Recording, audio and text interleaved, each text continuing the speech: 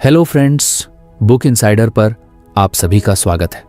आज हम बात करने वाले हैं deep discipline, master focus and self control book के बारे में। डिसिप्लिन को ज़्यादातर लोग एक बहुत सख्त और कठोर चीज़ समझते हैं, जैसे कोई आर्मी का रूल हो या कोई ऐसा सिस्टम जिसमें ज़रा भी चूक की गुंजाइश ना हो। लेकिन असली ट्रूथ ये है कि डिसिप्लिन रोबोटिक नहीं बल्कि रिदमिक होना चाहिए। रोबोटिक मतलब एक मशीन की तरह हर दिन बिल्कुल वैसे ही काम करना, बिना किसी पॉज और बिना किसी फ्लेक्सिबिलिटी के। रिथमिक मतलब एक नेचुरल फ्लो के साथ काम करना, जिसमें काम और आराम दोनों का सही बैलेंस हो। जैसे हार्ट बीट की धड़कन, हार्ट कभी लगातार धड़कता नहीं, उसमें भी कॉन्ट्रैक्शन और रिलैक्सेशन का साइकिल होता है। अगर वो लगातार बस एक ही तरह से चलता रहे तो लाइफ खत्म हो जाएगी। ठीक वैसे ही अगर हमारी डिसिप्लिन रोबोटिक होगी तो हम जल्दी बर्नआउट हो जाएंगे, लेकिन अगर वो रिदमिक होगी तो हमारी एनर्जी और मोटिवेशन लंबे समय तक अलाइव रहेंगे। सोचो, नेचर इटसेल्फ हमें कितना क्लियर एग्जाम्पल देती है। दिन और रात का रिदम है, सीजन का रिदम है, टाइड का रिदम है। कोई भी चीज़ नेचर में रोबोटिक नहीं चलती। हर जगह एक लय है, एक साइकिल है। जब हम डिसिप्लिन को उसी लय के हिसाब से अपनाते हैं तो वो हमें सपोर्ट करती है, न कि दबाव बनाती है। फॉर एग्जाम्पल, अगर आप पढ़ाई कर रहे हो और सोचते हो कि रोज़ 10 घंटे कंटिन्यूअसली पढ़ना है, तो शुरू में शायद आप कर भी लोगे, लेकिन कुछ ही दिनों में दिमाग थक जाएगा और मोटिवेशन गिर जाएगा। लेकिन अगर आप 2 घंटे डीप फोकस पढ़ाई करो, फिर 15 से 20 मिनट का प्रॉपर ब्रेक लो, फिर वापस फ्रेश होकर पढ़ो, तो ये पैटर्न लंबे समय तक चल सकता है। यही है रिदमिक डिसिप्लिन। प्रॉब्लम यह है कि हम डिसिप्लिन को ज़्यादातर पनिशमेंट की तरह देखते हैं, जैसे कि अगर स्ट्रिक्ट रूटीन फॉलो नहीं किया तो हम लूज़र हैं।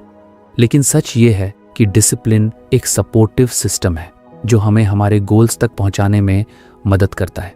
रोबोटिक डिसिप्लिन में कोई ब्रीथिंग स्पेस नहीं होती, लेकिन रिथमिक डिसिप्लिन में वो ब्रीथिंग स्पेस नेचुरली शामिल होती है। इसी वजह से हम रिलैक्स्ड भी रहते हैं और प्रोडक्टिव भी। इमेजिन करो जिम जाने का एग्जाम्पल। अगर आप रोज़ बिना रेस्ट किए वेट लिफ्टिंग करोगे तो आपका शरीर टूट जाएगा, मसल्स ग्रो होने के बजाय चोट लग जाएगी। लेकिन अगर आप एक दिन पुश करते हो, नेक्स्ट डे रेस्ट देते हो, तो मसल्स रिकवर होती हैं और स्ट्रेंथ बिल्ड होती है। यही प्रिंसिपल हर एरिया में काम करता है, चाहे वो पढ़ाई हो, काम हो, क्रिएटिविटी हो या पर्सनल ग्रोथ। बहुत बार लोग सोचते हैं कि डिसिप्लिन का मतलब है हर दिन एक ही समय पर उठना, एक ही तरह का काम करना और बिना रुके ग्राइंड करना। लेकिन रियलिटी ये है कि कोई भी इंसान मशीन नहीं है।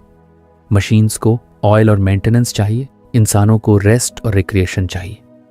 अगर हम खुद को मशीन की तरह ट्रीट करेंगे तो हमारी बॉडी और माइंड दोनों प्रोटेस्ट करेंगे। यही कारण है कि बहुत से लोग रेजोल्यूशन तो बना लेते हैं लेकिन उसे निभा नहीं पाते, क्योंकि वो अपने सिस्टम को रोबोटिक बना देते हैं। रिदमिक डिसिप्लिन अडॉप्ट करने का मतलब है अपने स्केड्यूल में एनर्जी के हाईज और लोज को रिस्पेक्ट करना। जब एनर्जी हाई हो तब मैक्सिमम प्रोडक्टिविटी निकालो, और जब एनर्जी लो हो तब कॉन्शियसली रेस्ट लो। रिदमिक डिसिप्लिन का एक बड़ा फायदा यह है कि ये सस्टेनेबल है। सस्टेनेबिलिटी मतलब वो लंबे समय तक चल सके। अगर आप किसी भी हैबिट या गोल को सस्टेन करना चाहते हो तो आपको ऐसा सिस्टम चाहिए जो नेचुरल लगे, न कि फोर्सफुल। जैसे किसी को अगर सुबह 4 बजे उठना बहुत कठिन लगता है, लेकिन वो रोबोटिक डिसिप्लिन अडॉप्ट करके खुद को टॉर्चर करता है, तो वो कुछ ही दिनों में टूट जाएगा। लेकिन अगर वही इंसान अपने नेचुरल रिदम के हिसाब से 6 बजे कंसिस्टेंटली उठना शुरू करे तो वो लंबे समय तक डिसिप्लिन फॉलो कर पाएगा। सस्टेनेबिलिटी हमेशा रिदम से आती है, रिजिडिटी से नहीं। एक और इंटरेस्टिंग पॉइंट है, क्रिएटिविटी भी रिदमिक डिसिप्लिन से ही पैदा होती है। जब आप लगातार बिना ब्रेक के काम करते हो तो दिमाग डल हो जाता है और नए आइडियाज आना बंद हो जाते हैं। लेकिन जब आप काम और आराम के बीच रिदम बनाते हो तो दिमाग फ्रेश रहता है और क्रिएटिव आइडियाज फ्लो करते हैं। यही रीज़न है कि कई लोग वॉक पर जाते समय या शावर लेते समय बेस्ट आइडियाज सोच पाते हैं। वो इसलिए क्योंकि उन्होंने खुद को रेस्ट दिया होता है और दिमाग ऑटोमेटिकली नए कनेक्शंस बनाता है। रिदमिक डिसिप्लिन का एक और फायदा ये है कि ये लाइफ में बैलेंस लाता है। सिर्फ काम करना या सिर्फ आराम करना दोनों एक्सट्रीम है। डिसिप्लिन का मतलब ये नहीं कि आप अपनी हॉबीज छोड़ दो, सोशल लाइफ छोड़ दो या हर वक्त काम ही करते रहो। डिसिप्लिन का मतलब है राइट प्रोपोर्शन में सब चीजें करना। जैसे काम करना भी जरूरी है और फैमिली टाइम भी, पढ़ाई करनी भी जरूरी है और खेलना भी। ये सब तब पॉसिबल है जब हम डिसिप्लिन को एक रिदम की तरह समझते हैं। अब एक प्रैक्टिकल एग्जाम्पल लेते हैं। मान लो किसी स्टूडेंट को एग्जाम की तैयारी करनी है। अगर वो रोबोटिक डिसिप्लिन फॉलो करेगा तो शायद वो रोज़ 12 घंटे पढ़ाई करेगा, लेकिन 10 दिन बाद वो मेंटली ब्रेक हो जाएगा। वहीं अगर वो रिदमिक डिसिप्लिन फॉलो करेगा तो रोज़ 3 से 4 स्टडी सेशंस बनाएगा, बीच बीच में रेस्ट लेगा, थोड़ा एक्सरसाइज करेगा, थोड़ा फैमिली से बात करेगा, तो वो महीनों तक बिना ब्रेक डाउन के पढ़ाई कर पाएगा। यही डिफरेंस है रोबोटिक और रिदमिक डिसिप्लिन में। रिदमिक डिसिप्लिन लाइफ को बोरिंग भी नहीं बनने देता। अगर आपको हमारी फ्री समरी अच्छी लगती है तो आप हमारे चैनल को सब्सक्राइब कर सकते हैं, हमारी मेंबरशिप खरीद सकते हैं या हमें यूपीआई के थ्रू सपोर्ट कर सकते हैं। अब समरी पर वापस चलते हैं। रोबोटिक सिस्टम में मोनोटनी होती है, वही सेम काम बार बार करने से मन ऊब जाता है। लेकिन रिदम में वेरिएशन होता है, कभी वर्क, कभी रेस्ट, कभी फन, कभी रिफ्लेक्शन। ये वेरिएशन ही लाइफ को इंटरेस्टिंग बनाए रखता है और हमें कंसिस्टेंटली मोटिवेटेड रखता है। डिसिप्लिन को अगर हम पल्स की तरह ट्रीट करें जैसे हार्ट बीट, तो वो हमें जीवित रखेगा। एक बीट काम की, एक बीट आराम की, एक बीट पुश करने की, एक बीट रिलैक्स करने की। यही नेचुरल लॉ है। जब हम नेचर के लॉ के साथ अलाइन होते हैं तो सब स्मूथ चलता है, लेकिन जब हम उसके अगेंस्ट जाते हैं तो प्रॉब्लम आती है। तो असली डिसिप्लिन का मतलब है खुद को मशीन बनाना नहीं, बल्कि अपने अंदर रिदम बनाना। मशीन शॉर्ट टर्म में तेज चल सकती है, लेकिन जल्दी ब्रेकडाउन हो जाएगी। रिदम वाले इंसान धीरे धीरे कंसिस्टेंट प्रोग्रेस करता है और आखिरकार अपने गोल तक पहुंच जाता है। इसीलिए अगली बार जब आप डिसिप्लिन अडॉप्ट करने की सोचो तो खुद से पूछो, क्या मैं इसे रोबोटिक बना रहा हूं या रिदमिक? अगर रिदमिक है तो ये आपकी लाइफ को ईजी और एंजॉयबल बनाएगा। डिसिप्लिन का असली चार्म इसी बात में है कि ये आपको लाइफ को बैलेंस करने में हेल्प करता है, ना कि उसको केज बनाने में। रिदमिक डिसिप्लिन को अडॉप्ट करने से आप ना सिर्फ प्रोडक्टिव रहेंगे बल्कि खुश भी रहेंगे, क्योंकि ये आपको काम और रेस्ट दोनों का इक्वल इंपॉर्टेंस देना सिखाता है। यही सस्टेनेबल सक्सेस का सीक्रेट है। हम अक्सर अपने आप से बड़े बड़े वादे कर लेते हैं, जैसे अब से मैं कभी प्रोक्रेस्टिनेट नहीं करूंगा, मैं रोज 5 बजे उठूंगा और 3 घंटे पढ़ाई करूंगा, या फिर मैं एकदम परफेक्ट डिसिप्लिन के साथ काम करूंगा। सुनने में ये प्रॉमिसेस बहुत ग्रैंड और इंस्पायरिंग लगते हैं, लेकिन रियलिटी ये है कि ऐसे बड़े प्रॉमिसेस ज़्यादातर टूट जाते हैं। क्यों?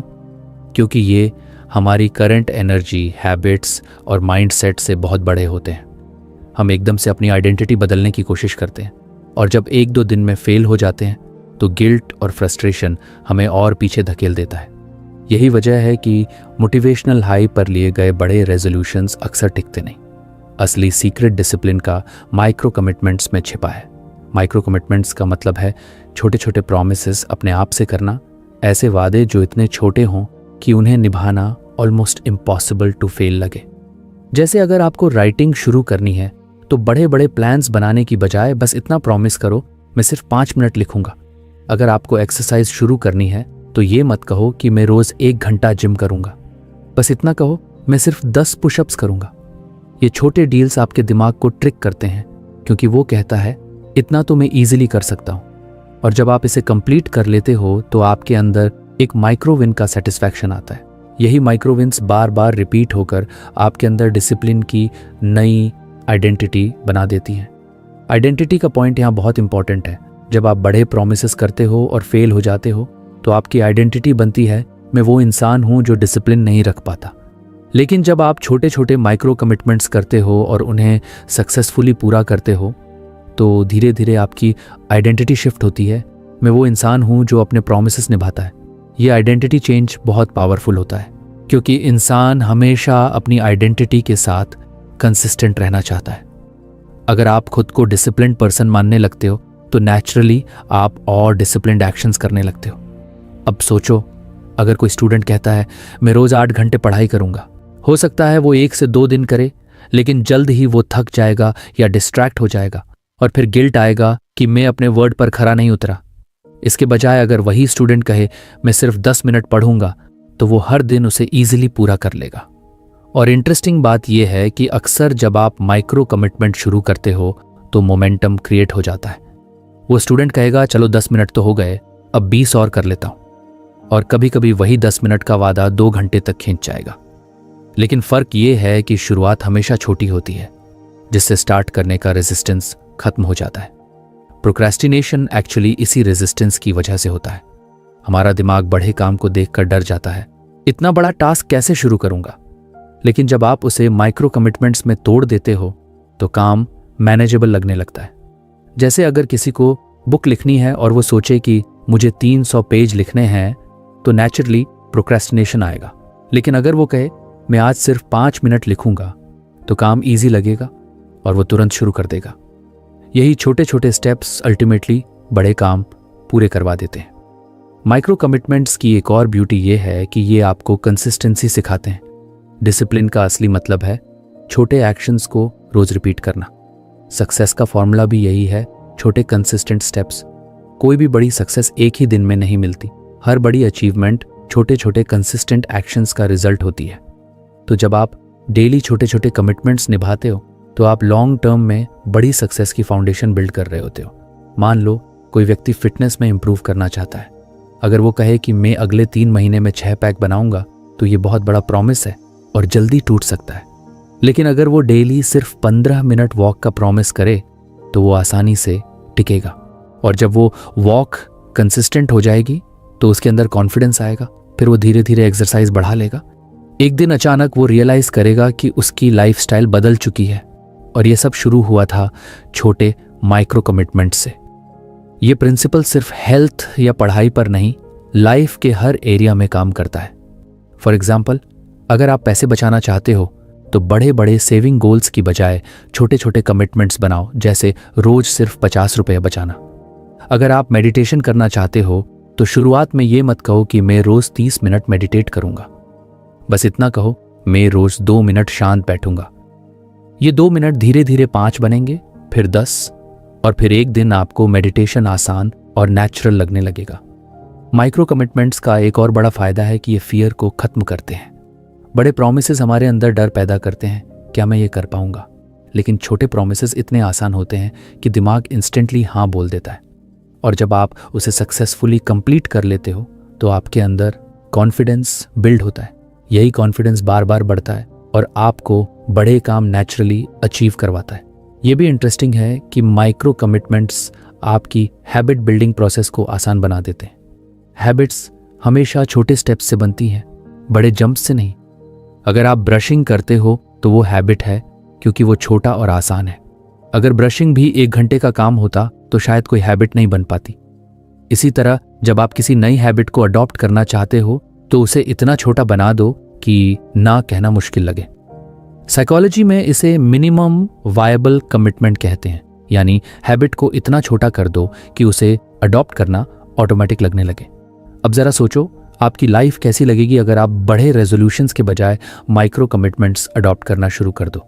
इमेजिन करो कि आप हर दिन 5 मिनट लिखते हो, 5 मिनट पढ़ते हो, 10 रुपये बचाते हो, 2 मिनट मेडिटेट करते हो, 10 पुशअप्स करते हो। शुरुआत में ये सब छोटे लगेंगे, लेकिन साल के एंड में आप देखोगे कि आपने कितनी बुक्स पढ़ ली, कितना कंटेंट लिख लिया, कितना पैसा बचा लिया और कितना हेल्थ इंप्रूव कर लिया। यही है माइक्रो कमिटमेंट्स का मैजिक। असल में माइक्रो कमिटमेंट्स आपके दिमाग को रिवायर करते हैं। हर बार जब आप एक माइक्रो कमिटमेंट निभाते हो, आपका ब्रेन डोपामाइन रिलीज करता है, जिससे आपको अच्छा फील होता है। ये अच्छा फील आपको फिर से एक्शन लेने के लिए मोटिवेट करता है। ये पॉजिटिव फीडबैक लूप बन जाता है। Small action, small win, good feeling, don't, more action, bigger win. धीरे धीरे आपकी आइडेंटिटी शिफ्ट हो जाती है। अब आप खुद को वो इंसान मानने लगते हो जो डिसिप्लिन्ड है और अपने प्रॉमिसेस निभाता है। डिसिप्लिन का असली टेस्ट कंसिस्टेंसी है और कंसिस्टेंसी को पॉसिबल बनाते हैं micro commitments. Big promises temporary motivation से आते हैं, लेकिन micro commitments permanent identity change लाते हैं। जब आप खुद को डिसिप्लिन्ड आइडेंटिटी के साथ जोड़ लेते हो तो आप नेचुरली डिसिप्लिन्ड चॉइसेस करने लगते हो, और यही है लॉन्ग टर्म सक्सेस का फाउंडेशन। तो अगली बार जब आप अपने गोल सेट करो तो बड़े बड़े वादे करने की बजाय माइक्रो कमिटमेंट्स से शुरुआत करो। छोटे छोटे स्टेप्स लो, उन्हें डेली निभाओ और धीरे धीरे बड़े रिजल्ट्स का मजा लो। यही सस्टेनेबल और मज़ेदार तरीका है डिसिप्लिन बिल्ड करने का। हम अक्सर सोचते हैं कि डिसिप्लिन सिर्फ विल पावर से आता है। मतलब अगर हमारा मन स्ट्रांग है तो हम किसी भी चीज़ से डिस्ट्रैक्ट नहीं होंगे, हम टेम्पटेशन को इग्नोर कर देंगे और अपने गोल पर फोकस रहेंगे। लेकिन सच ये है कि विल पावर हमेशा सीमित होती है। आप 1 दिन, 2 दिन, शायद 1 हफ्ता अपनी विल पावर से लड़ाई लड़ सकते हो, लेकिन इवेंचुअली वो कमज़ोर पड़ने लगती है। असली सीक्रेट डिसिप्लिन का विल पावर में नहीं बल्कि एनवायरनमेंट में छिपा है। आपका एनवायरनमेंट ही वो साइलेंट पार्टनर है जो आपकी हैबिट्स और बिहेवियर को शेप करता है, वो भी बिना आपको डायरेक्टली रियलाइज़ कराए। इमेजिन करो कि आप डाइट पर हो और आपने मन में स्ट्रॉन्ग प्रॉमिस किया है कि अब से जंक फूड नहीं खाऊंगा, लेकिन जैसे ही आप किचन खोलते हो और सामने चिप्स का पैकेट या फ्रिज में कोल्ड ड्रिंक दिख जाती है, आपका मन तुरंत वीक हो जाता है। उस वक्त विल पावर काम नहीं आती क्योंकि टेम्पटेशन सामने है।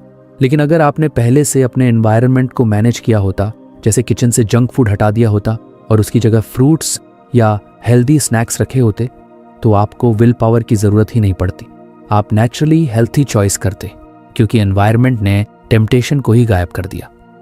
यही है environment as a silent discipline partner का कॉन्सेप्ट। आप अपनी सराउंडिंग्स को ऐसे डिज़ाइन कर सकते हो कि वो ऑटोमेटिकली आपके गोल्स को सपोर्ट करे। इससे आपको बार बार अपनी विल पावर खर्च नहीं करनी पड़ेगी। ये एग्जैक्टली वैसे ही है जैसे पानी हमेशा नीचे की तरफ बहता है क्योंकि रास्ता ईजी होता है। इंसान भी हमेशा वही काम करता है जो उसके लिए ईजी और एक्सेसिबल हो। अगर आप अच्छे काम को ईजी और बुरे काम को डिफ़िकल्ट बना दो तो डिसिप्लिन नेचुरली बन जाता है। फॉर एग्जाम्पल, अगर आप पढ़ाई करना चाहते हो लेकिन हर बार फ़ोन लेकर बैठ जाते हो, तो सोल्यूशन ये नहीं है कि मैं स्ट्रांग बनूंगा और फ़ोन नहीं देखूंगा। सोल्यूशन ये है कि एनवायरनमेंट चेंज करो। पढ़ाई करते समय फ़ोन को दूसरे कमरे में रख दो या किसी ऐप ब्लॉकर का यूज़ करो। अब डिस्ट्रैक्ट होना डिफ़िकल्ट हो गया और पढ़ाई करना आसान। ये छोटा सा एनवायरनमेंटल चेंज आपके बिहेवियर को बदल देगा। एनवायरनमेंट का असर इतना सटल होता है कि हमें पता भी नहीं चलता। सोचो, अगर आपके रूम में हमेशा एक साफ और ऑर्गेनाइज्ड स्टडी टेबल हो, किताबें नीटली रखी हो और लाइट सही हो, तो ऑटोमेटिकली आपका मन पढ़ाई में लगेगा। लेकिन अगर टेबल पर कपड़े, प्लेट्स और रैंडम चीज़ें पड़ी हों, तो आपका दिमाग पहले ही ओवरवेल्म्ड हो जाएगा और पढ़ाई करने का मूड नहीं बनेगा। यानी आपका एनवायरनमेंट साइलेंटली आपके अंदर डिसिप्लिन पैदा करता है या उसे ख़त्म करता है। ये प्रिंसिपल हर एरिया में काम करता है। फिटनेस में देख लो, अगर घर में ट्रेडमिल धूल खा रहा है और बाहर जिम बहुत दूर है, तो नेचुरली आप एक्सरसाइज स्किप कर दोगे। लेकिन अगर आपने जिम बैग पहले से पैक करके दरवाजे पर रखा है, शूज़ विजिबल जगह पर रखे हैं, तो आपका माइंड ऑटोमेटिकली पुश होता है एक्शन लेने के लिए। एनवायरनमेंट ने आपके लिए फ्रिक्शन कम कर दिया और डिसिप्लिन आसान बना दिया। अब बात करते हैं सोशल एनवायरनमेंट की। आपके आसपास किस तरह के लोग हैं, वो भी आपकी डिसिप्लिन पर असर डालते हैं। अगर आपके दोस्त हमेशा आउटिंग, लेट नाइट पार्टीज और केयरलेस लाइफस्टाइल फॉलो करते हैं, तो धीरे धीरे आप भी उसी पैटर्न में बह जाओगे। लेकिन अगर आपके आसपास ऐसे लोग हैं जो गोल्स पर काम कर रहे हैं, पढ़ाई कर रहे हैं, फिटनेस मेंटेन कर रहे हैं, तो आपका एनवायरनमेंट आपको भी ऑटोमेटिकली डिसिप्लिन्ड बना देगा। ये सब कॉन्शियस एफर्ट से नहीं होता, ये सबकॉन्शियस में होता है। इसलिए कहा भी जाता है कि आप उन्हीं 5 लोगों का एवरेज हो जाते हो जिनके साथ आप सबसे ज़्यादा टाइम स्पेंड करते हो। एनवायरनमेंट डिज़ाइन का एक और तरीका है विजुअल क्यूज़ को कंट्रोल करना। हमारा दिमाग वही एक्शन लेता है जो उसे बार बार दिखाई देता है।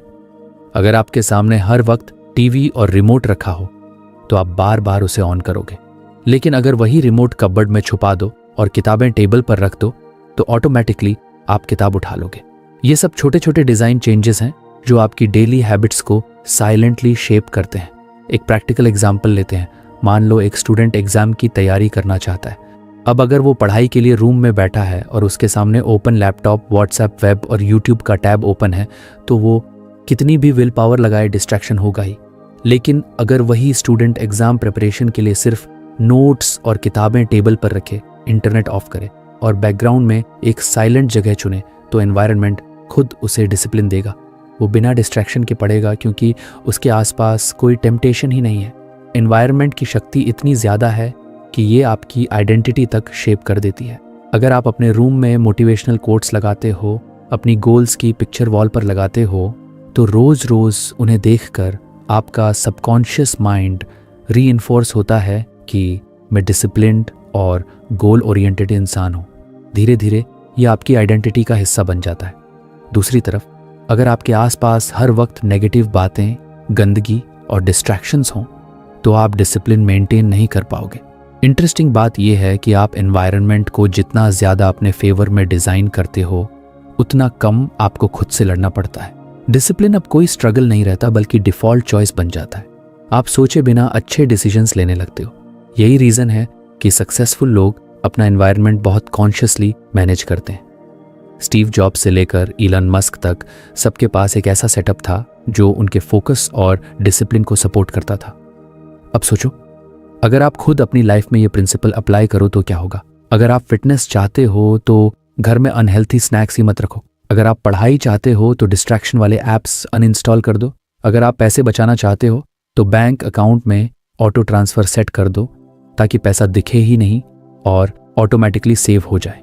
यानी हर गोल के लिए अपना एनवायरनमेंट रीडिज़ाइन करो। ये रीडिज़ाइन ही आपका साइलेंट डिसिप्लिन पार्टनर बन जाएगा।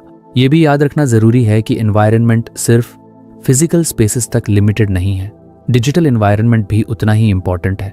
सोशल मीडिया पर आप किन अकाउंट्स को फॉलो करते हो, आपके फीड्स पर क्या कंटेंट आता है, ये सब आपके थॉट्स और हैबिट्स पर असर डालते हैं। अगर आपके फीड्स मोटिवेशनल, एजुकेशनल और प्रोडक्टिव कंटेंट से भरे हैं तो वो आपके दिमाग को राइट डायरेक्शन देंगे। लेकिन अगर आपके फीड्स सिर्फ एंटरटेनमेंट और डिस्ट्रैक्शन से भरे हैं तो डिसिप्लिन मेंटेन करना मुश्किल होगा। सो असली डिसिप्लिन ये नहीं है कि आप हर बार टेम्पटेशन देखकर खुद से लड़ाई लड़ें। असली डिसिप्लिन ये है कि आप अपने एनवायरनमेंट को इस तरह डिज़ाइन कर दो कि टेम्पटेशन सामने आए ही ना। तब डिसिप्लिन एफर्टलेस लगेगा।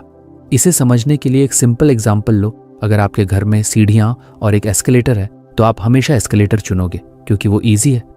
लेकिन अगर एस्केलेटर हटा दी जाए और सिर्फ सीढ़ियाँ हों तो आप ऑटोमेटिकली फिट रहने के लिए सीढ़ियाँ चढ़ोगे। यानी आपका एनवायरनमेंट आपके लिए डिसीजन ले चुका है। इसलिए अगली बार जब आपको लगे कि डिसिप्लिन मेंटेन करना बहुत टफ है तो खुद से पूछो, क्या मेरा एनवायरनमेंट मुझे सपोर्ट कर रहा है या मुझे हर बार फाइट करनी पड़ रही है। अगर आप सही एनवायरनमेंट डिज़ाइन कर लो तो डिसिप्लिन स्ट्रगल नहीं रहेगा, वो आपकी डिफ़ॉल्ट लाइफस्टाइल बन जाएगा। हम अक्सर डिसिप्लिन को एक बेहद लॉजिकल चीज़ मान लेते हैं। सोचते हैं कि अगर हमें पता है कि पढ़ाई करनी चाहिए, एक्सरसाइज करनी चाहिए या किसी प्रोजेक्ट पर काम करना चाहिए तो बस नॉलेज और प्लानिंग से सब हो जाएगा। लेकिन रियलिटी ये है कि सिर्फ लॉजिक से इंसान कभी कंसिस्टेंट नहीं रह पाता। दिमाग कहता है करना है, लेकिन दिल बोलता है अरे छोड़ो बाद में कर लेंगे। और दिल हमेशा जीत जाता है क्योंकि इमोशंस की ताकत लॉजिक से कहीं ज़्यादा स्ट्रांग होती है। इसलिए डिसिप्लिन को टिकाऊ बनाने के लिए हमें सिर्फ दिमाग नहीं बल्कि दिल को भी साथ लेना पड़ता है। यही कॉन्सेप्ट है इमोशनल एंकरिंग का। इमोशनल एंकरिंग का मतलब है डिसिप्लिन को किसी स्ट्रांग इमोशन से जोड़ देना। ऐसा इमोशन जो आपको बार बार याद दिलाए कि ये काम आपके लिए क्यों इम्पॉर्टेंट है। जब कोई काम सिर्फ रूल या लॉजिक की वजह से किया जाता है तो वो बोझ जैसा लगता है, लेकिन जब वही काम किसी इमोशन से जुड़ जाता है तो वो पर्पस बन जाता है और पर्पस से किया गया काम हमेशा ज़्यादा टिकता है। सोचो, कोई स्टूडेंट है जो पढ़ाई सिर्फ इसलिए करता है क्योंकि एग्ज़ाम पास करना है। ये बहुत ड्राई और लॉजिकल रीज़न है। ऐसे में थोड़ी देर पढ़ाई करेगा, फिर थक जाएगा और फ़ोन उठा लेगा।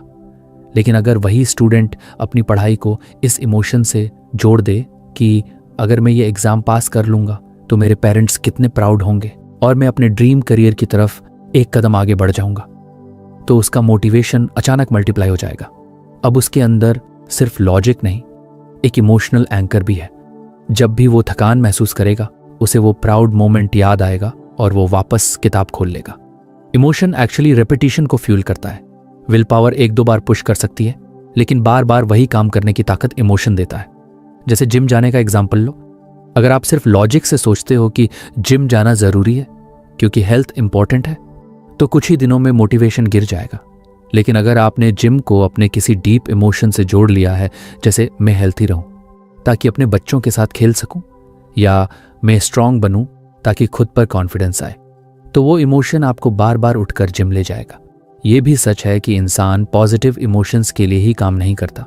कभी कभी नेगेटिव इमोशंस भी बहुत पावरफुल एंकर्स बन जाते हैं। फॉर एग्जाम्पल, कोई इंसान अपने गरीब बचपन को याद करके मेहनत करता है कि मैं नहीं चाहता कि मेरे बच्चे वही स्ट्रगल करें जो मैंने किया। या कोई अपनी पिछली फेलियर से जुड़ी शर्मिंदगी को याद करके डिसिप्लिन मेंटेन करता है ताकि फिर से वैसा एक्सपीरियंस ना करना पड़े। ये इमोशंस उसे लगातार फ्यूल करते रहते हैं। इमोशनल एंकरिंग का सबसे इंटरेस्टिंग हिस्सा ये है कि आप खुद अपने लिए एंकर्स डिजाइन कर सकते हो। ये कोई ऑटोमेटिक चीज नहीं है। आपको कॉन्शियसली सोचना होता है कि ये काम मेरे लिए इमोशनली क्यों इंपॉर्टेंट है, और फिर उस रीजन को अपने माइंड में बार बार विजुअलाइज करना होता है। फॉर एग्जाम्पल, अगर आप हर दिन राइटिंग हैबिट बनाना चाहते हो तो अपने फ्यूचर सेल्फ की कल्पना करो। इमेजिन करो कि आपने एक पूरी बुक लिख ली है, लोग आपको ऑथर के रूप में रिस्पेक्ट कर रहे हैं और आपको खुद पर गर्व हो रहा है। अब जब भी आलस आएगा, वो प्राउड फीलिंग आपको पेन उठाने पर मजबूर कर देगी। विजुअलाइजेशन यहाँ बहुत काम आता है। जब आप किसी काम को करने के बाद वाली पॉजिटिव इमोशन को पहले ही इमेजिन करते हो तो आपका दिमाग उसे रियल मानने लगता है। जैसे एग्जाम की तैयारी करते वक्त इमेजिन करो कि रिजल्ट डे पर आपके पेरेंट्स आपकी सक्सेस देखकर खुश हो रहे हैं।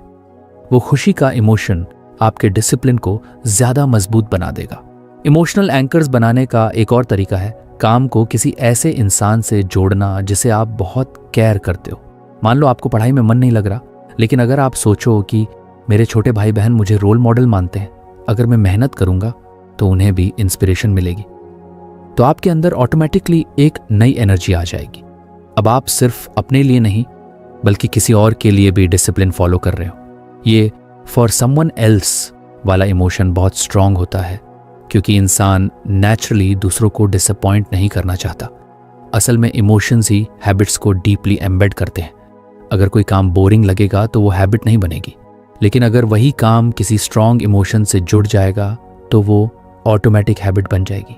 जैसे अगर आप हर वर्कआउट के बाद खुद को मिरर में देखकर प्राउड फील करते हो तो वो प्राउड इमोशन आपके दिमाग को सिग्नल देता है कि ये काम अच्छा है, इसे रिपीट करो।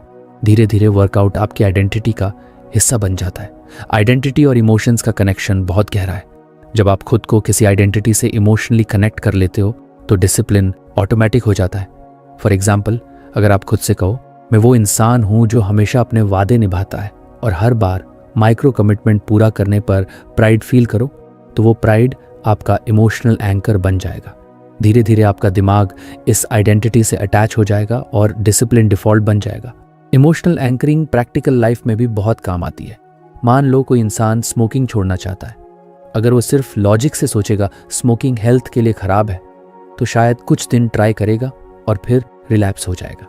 लेकिन अगर वो स्मोकिंग छोड़ने को अपनी बेटी की मुस्कान से जोड़ दे, ये सोचकर कि अगर मैंने स्मोकिंग नहीं छोड़ी तो शायद मैं उसकी शादी तक भी ना देख पाऊं, तो ये स्ट्रॉन्ग इमोशनल एंकर उसे बार बार टेम्पटेशन से बचाएगा।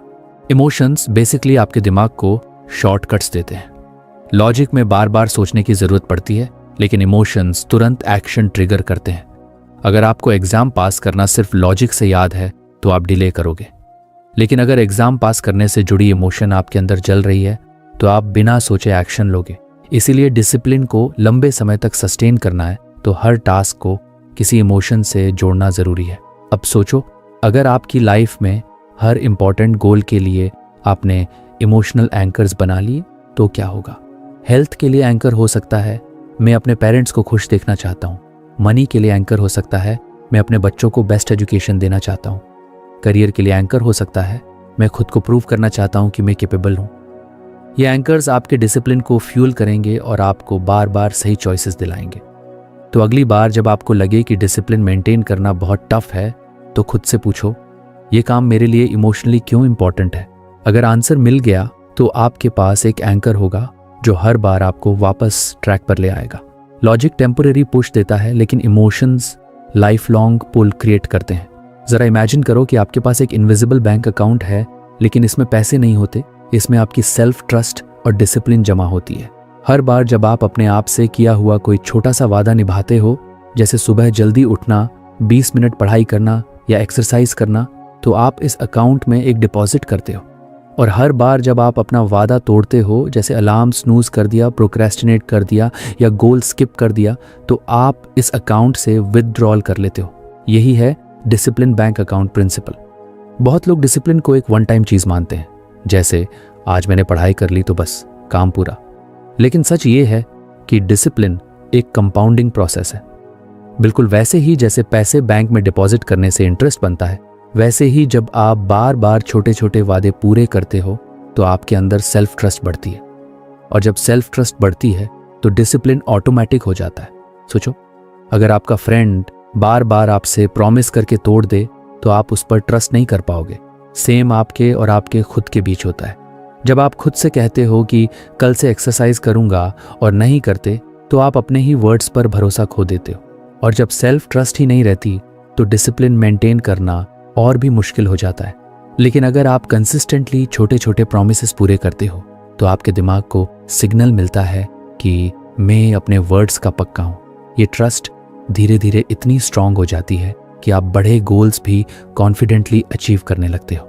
डिसिप्लिन बैंक अकाउंट की खासियत ये है कि इसमें हर छोटा डिपॉजिट मैटर करता है। जैसे अगर आपने सिर्फ 5 मिनट पढ़ाई की या सिर्फ 10 पुशअप्स किए तो ये कोई बड़ी अचीवमेंट नहीं लगती, लेकिन एक्चुअली ये आपके अकाउंट में एक पावरफुल डिपॉजिट है क्योंकि आपने अपने वर्ड को ऑनर किया। और जब ये छोटे डिपॉजिट्स बार बार होते हैं तो कंपाउंड होकर बड़ा बैलेंस बन जाता है। एक दिन आप पीछे मुड़कर देखोगे और रियलाइज करोगे कि आपने डिसिप्लिन की इतनी स्ट्रांग फाउंडेशन बना ली है कि अब किसी भी बड़े चैलेंज को हैंडल कर सकते हो। ये भी इंटरेस्टिंग है कि विथड्रॉवल भी उतने ही जल्दी होते हैं। अगर आप बार बार प्रॉमिसेस तोड़ते हो तो आपका अकाउंट नेगेटिव बैलेंस में चला जाता है। मतलब आप खुद से ही कहने लगते हो कि मैं तो कभी कंसिस्टेंट नहीं रह सकता, मैं हमेशा फेल करता हूँ। और जब ये बिलीफ जम जाती है तो डिसिप्लिन ऑलमोस्ट इम्पॉसिबल हो जाता है। इसलिए इस अकाउंट को प्रोटेक्ट करना बहुत ज़रूरी है। हर प्रॉमिस को सोच समझ कर करना चाहिए और कोशिश करनी चाहिए कि उसे तोड़ा ना जाए। अब यहाँ पर एक सिंपल स्ट्रैटेजी आती है, प्रॉमिसेस को छोटा रखो। ज़्यादातर लोग इसलिए फेल होते हैं क्योंकि वो अनरियलिस्टिक प्रॉमिसेस करते हैं। जैसे कहते हैं मैं रोज़ 3 घंटे पढ़ाई करूँगा या मैं एकदम से जंक फूड छोड़ दूंगा। ये प्रॉमिसेस इतने बड़े होते हैं कि जल्दी टूट जाते हैं और एक बार टूट गए तो विथड्रॉल हो गया। लेकिन अगर आप माइक्रो प्रॉमिस करो, जैसे मैं रोज़ कम से कम 10 मिनट पढ़ाई करूँगा, मैं हर दिन एक हेल्थी मील ज़रूर लूँगा, तो ये पूरे करना आसान होता है। और जब आप कंसिस्टेंटली इन्हें निभाते हो तो डिपॉजिट्स होते रहते हैं और बैलेंस बढ़ता जाता है। ये प्रिंसिपल लाइफ के हर एरिया में अप्लाई होता है। हेल्थ, करियर, मनी, रिलेशनशिप्स, हर जगह डिसिप्लिन बैंक अकाउंट काम करता है। एग्जाम्पल के लिए, अगर आपने अपने दोस्त से कहा कि मैं 5 बजे कॉल करूंगा और आपने सच में कॉल किया तो वो एक डिपॉजिट है, आपने अपनी रिलायबिलिटी साबित की। लेकिन अगर बार बार इग्नोर किया तो विथड्रॉल हो गया और ट्रस्ट कम हो गया। सेम लॉजिक आपके और आपके खुद के बीच भी चलता है। डिसिप्लिन बैंक अकाउंट का सबसे बड़ा फायदा ये है कि ये आपको कंसिस्टेंसी सिखाता है। कंसिस्टेंसी मतलब हर दिन छोटे छोटे सही चॉइसेस करना, और कंसिस्टेंसी ही वो मैजिक है जो लॉन्ग टर्म सक्सेस लाती है। कोई भी ओवरनाइट सक्सेस नहीं होता। हर बड़ी अचीवमेंट एक्चुअली छोटे छोटे डेली डिपॉजिट्स का रिजल्ट होती है। जैसे एक ऑथर पूरी किताब एक दिन में नहीं लिखता, वो रोज़ थोड़े थोड़े वर्ड्स लिखता है और धीरे धीरे पूरी किताब बन जाती है। तो फ्रेंड्स, ये थी हमारी आज की बुक समरी। आपको कैसी लगी कमेंट करके ज़रूर बताएं और धन्यवाद आपका समरी एंड तक सुनने के लिए।